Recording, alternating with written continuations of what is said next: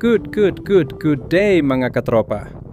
Once again, nandito na naman ako para mag-share ng panibagong experience sa ating motovlog. Kung hindi ka pa naka-follow, follow niyo na ako sa Facebook. Just search Biyahe ni Mac. At ganun din sa YouTube mga katropa. Subscribe na rin kayo para updated kayo sa mga susunod nating biyahe. And now, ang pupuntahan natin ay ang mountainous town of Lubuagan, located in the province of Kalinga, Philippines. Welcome to episode 3, a Wichon Cultural Village, Lubuagan, Kalinga.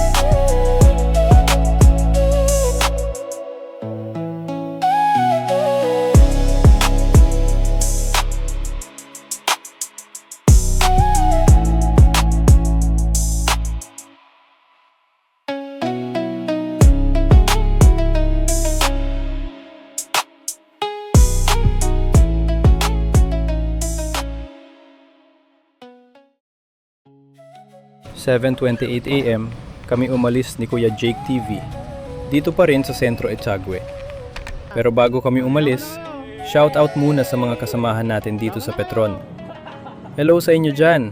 Pagkaalis nga namin, napansin ko na hindi pa pala ako nakapagpagas. Kaya nagpa full tank muna ako sa katabing gas station. Hello sa iyo kuya! Shout out sa iyo!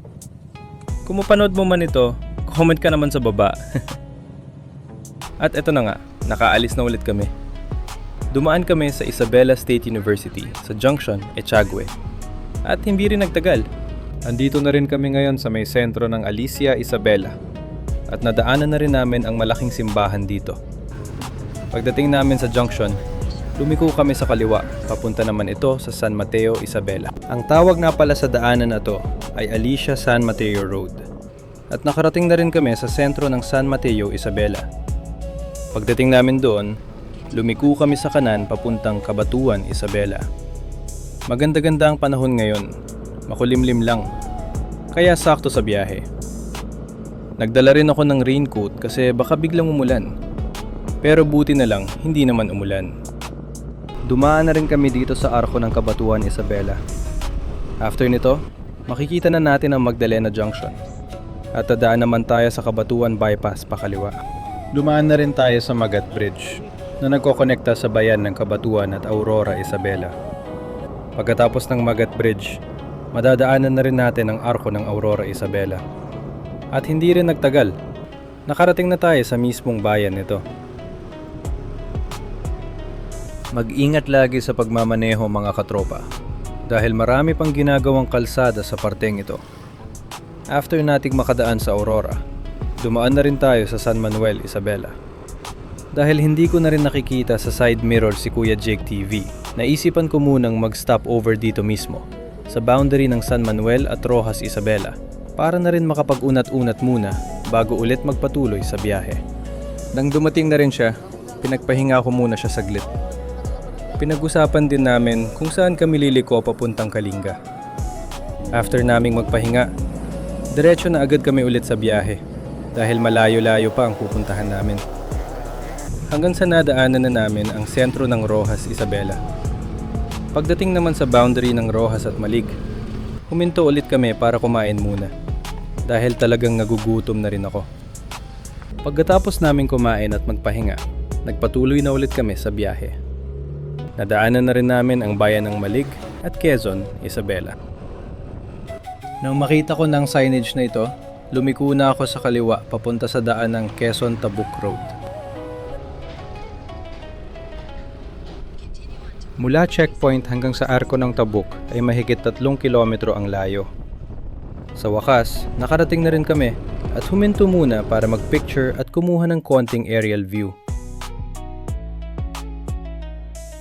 Pagkatapos naming magpicture ni Kuya Jake TV, nagpatuloy na agad kami sa biyahe at nagpagasolina muna dito sa JMS sa Agbanawag. After that, dumaan naman kami sa kaliwa sa daan ng Bulo National Road. Ang unang parte ng daanang ito ay may mahaba at diretsong kalsada. Habang sa pangalawang parte naman ay paliko-liko na ang daan. Marami kang makikitang magagandang tanawin dito, tulad ng Bulo Lake, The Ranch ATV Adventures Kalinga, at ang napakaraming hills sa paligid. Sad to say, hindi namin nadaanan ang mga ito dahil hinahabol namin ang pananghalian sa Awichon. Maybe next time na lang. In fairness, napakalinis ng mga daanan dito sa Tabuk City, Kalinga. Napakaaliwalas tingnan. At napakaganda rin ng circle/rotunda nila dito, katropa. Kung hindi ako nagkakamali, ito yung Kalinga Rotunda. Pero kung may taga-Tabuk o taga-Kalinga na nanonood, paki-comment naman kung anong official name nito para sure tayo. At nagulat pa ako dahil tig 5 lanes pala ang daanan dito. Ang tawag pala sa kalsadang ito ay Kalinga Cagayan Road. Grabe, napakaangas. Anyways, tuloy na tayo at higit 1 oras pa ang biyahe natin. Tuloy-tuloy lang kami sa daanang ito hanggang sa narating namin ang parteng under construction ang road widening. At pansin nyo rin ba? Medyo mainit-init na rin sa biyahe. Dahil ang oras na sa mga sandaling yon ay 2:00 na ng tanghali. At namangha talaga ako nang nadaanan namin itong half tunnel na to. Saang part na kaya ito ng Kalinga, katropa? Pa-comment below naman po kung alam nyo. Grabe sa ganda nito. Purong batong paligid kaya napakaangas tingnan. Nag-uumpisa na rin na ang daanan namin ay napupunta sa pakurbang paahon at pababa. Isa ito sa mga gustong-gusto ng mga rider. Tama ako, 'di ba? At napansin ko rin dito na pakalat-kalat lang ang mga baka sa kalsada. Buti hindi ninanakaw. Kasi sa amin, once na pakalat-kalat lang, asahan mo pag hinanap mo, maswerte ka na kung iiwan pa nilang ulo. Kidding aside, nakita rin namin tong napakaganda na tunnel na to. Talaga bang pasadyang binutas ito mga katropa? Hindi lang isang tunnel, kundi 2 pa pala. Pero alam nyo, isa daw ito sa mga hinihintuan ng mga bumibisita dito sa Kalinga. Di rin kadayuan, nag-stop over rin kami sa view deck na to. At gusto ko lang ipakita sa inyo gaano kaganda ang view dito katropa. After that, may isang view deck pa kaming hinintuan at tinignan namin ang tanawin dito na talagang nakakatunaw ng stress at pagod sa biyahe. Malapit-lapit na tayo katropa. Pagdating mo sa lugar na ito, kakanan na tayo. At legit na ito na ang paakyat papuntang Awichon. Ang tataas ng mga paahon dito, literal na aakyat talaga tayo sa tuktok ng bundok.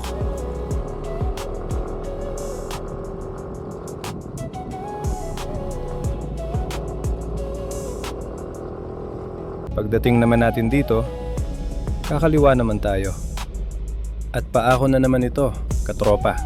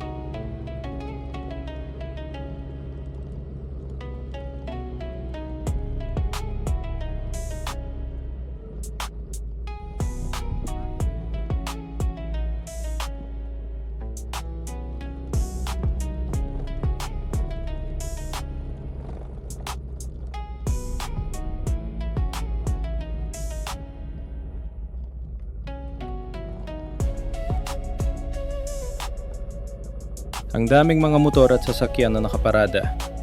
Talagang pinupuntahan itong lugar na ito, katropa.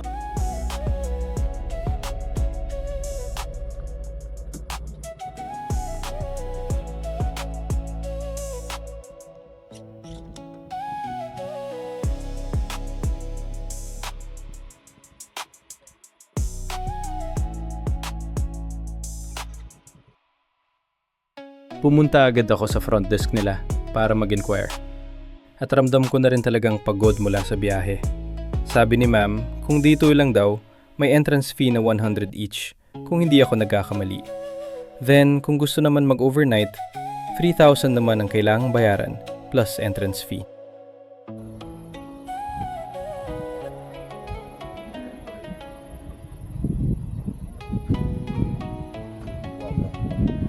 Ha?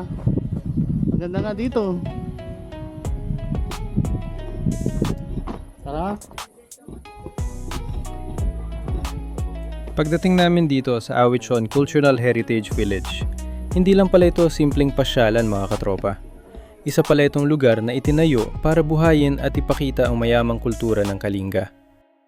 Ang Awichon ay kilala bilang Cultural Village sa Lubuagan, Kalinga at iniugnay ito kay Alonzo Saclag Sr., isang national living treasure na malaki ang naging ambag sa pagpapanatili ng tradisyonal na musika, sayaw, kasuotan at kultura ng mga Kalinga. Dito makikita ang mga traditional houses, cultural performances, at mga bagay na nagpapakita kung paano namuhay at patuloy na pinapahalagahan ng mga taga-Kalinga ang kanilang identidad. Kaya habang nandito kami, hindi lang kami nagpapahinga sa biyahe, para na rin kaming nakasilip sa kasaysayan at kultura ng Kalinga.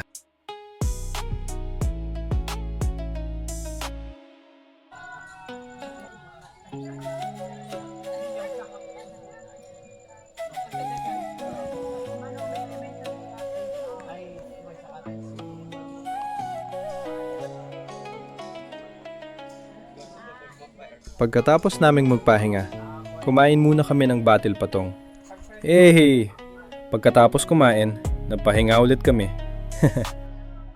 Ngayon, ipapasyal ko naman kayo dito sa Awichon.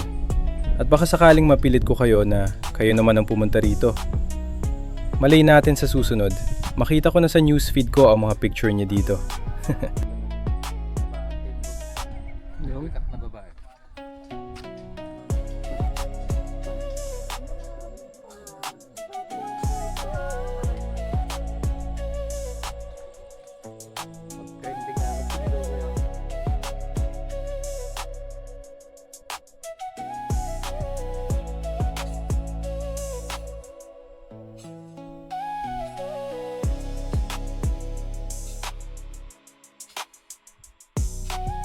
Ang bahay ng mga sinaunang Kalinga ay gawa sa kahoy, kawayan, ratan, at bubong na kugon. Simple man tingnan, pero matibay at akma sa klima at pamumuhay nila sa kabundukan. Kinahapunan, naglabas na ng gitara si Sir John Mark. Shoutout sa iyo, sir! Sobrang satisfied kami sa pag-entertain mo sa amin. At ganun din, nakasama rin namin ang mga estudyanteng mula pa sa Cagayan, ang mga maritime students ng University of Cagayan Valley. Shoutout sa inyo mga ading.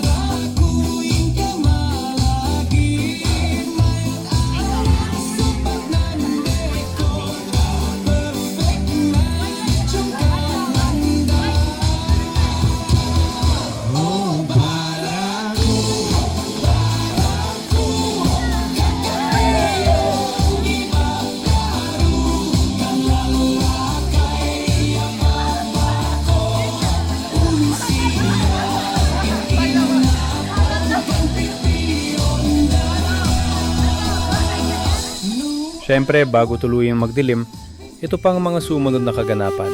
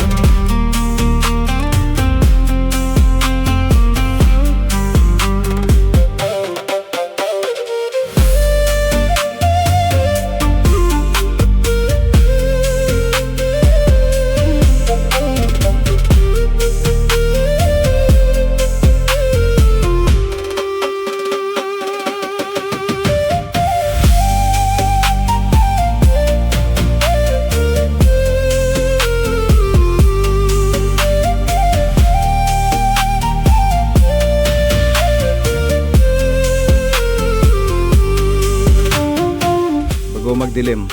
Nagpaalam na nga sila. Mag-iingat kayo lagi mga ading. Mag-aral kayo ng mabuti ha. Shoutout ulit sa inyong lahat. I hope napanood nyo to. Pa-comment below naman dyan sa baba. At pakishare na rin ang vlog mga ading. Maraming salamat. Kinagabihan, naglakad-lakad ako sa garden nila dahil sa bandang entrance, nandoon ang piso wifi. Pero, sad to say, nakapatay. Nice. Oo nga pala, kung pupunta kayo rito, siguraduhin nyo na ang dala nyong SIM ay Globe.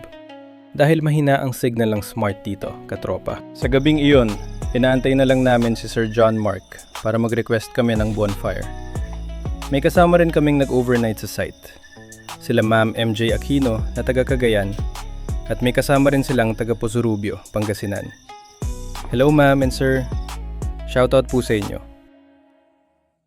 Bagamat hindi tayo magkakakilala nung gabing yon, talagang nasulit namin ang experience dahil na-enjoy namin ang bonfire habang nagsasayawan.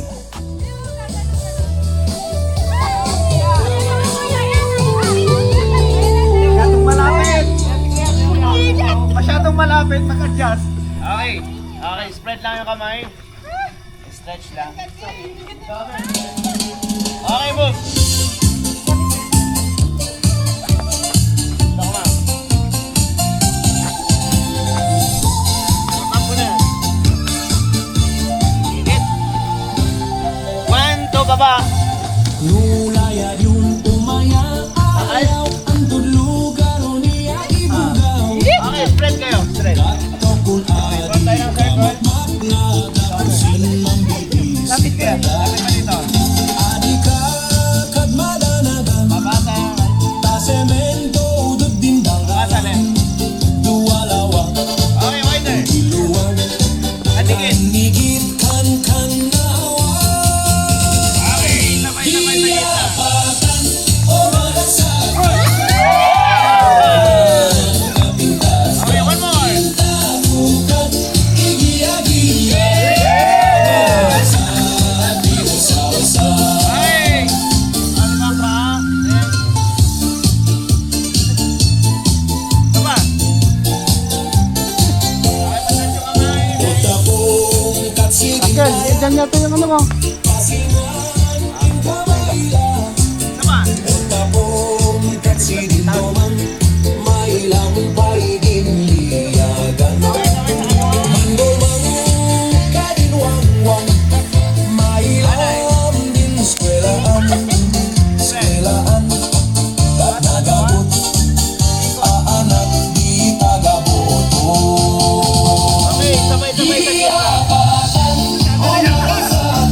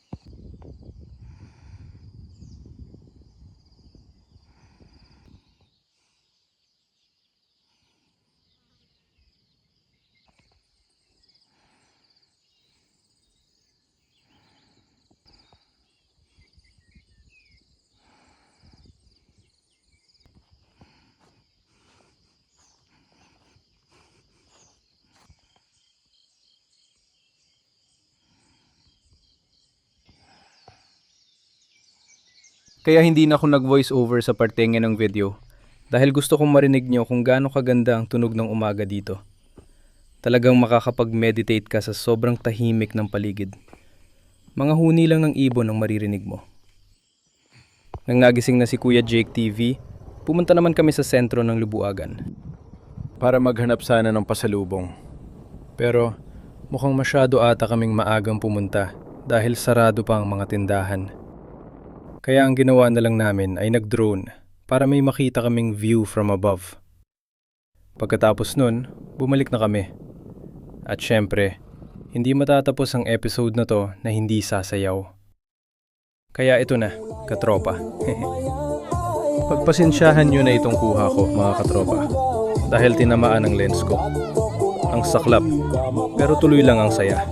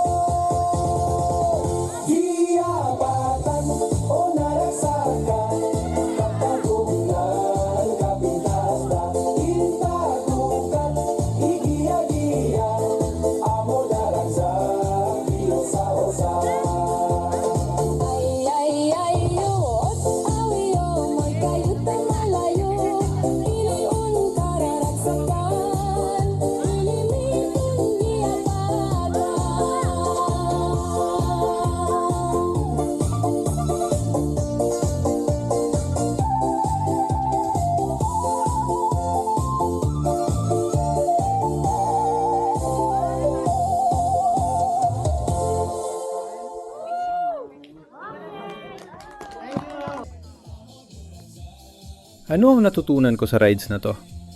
Sa rides na to, natutunan ko na hindi lang pala destinasyon ang mahalaga, kundi yung buong biyahe mismo.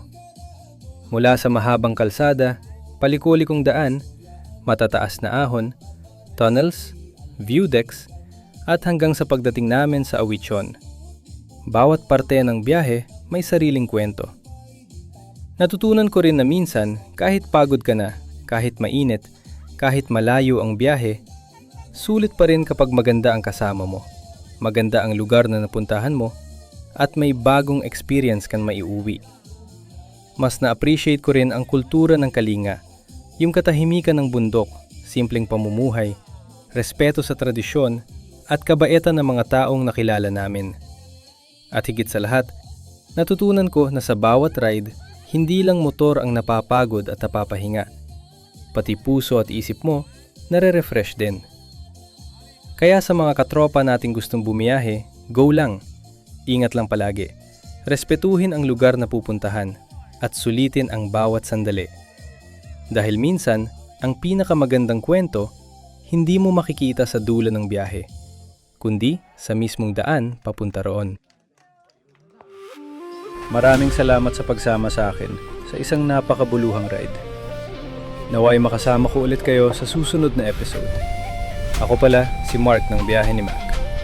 Paalam mga katropa.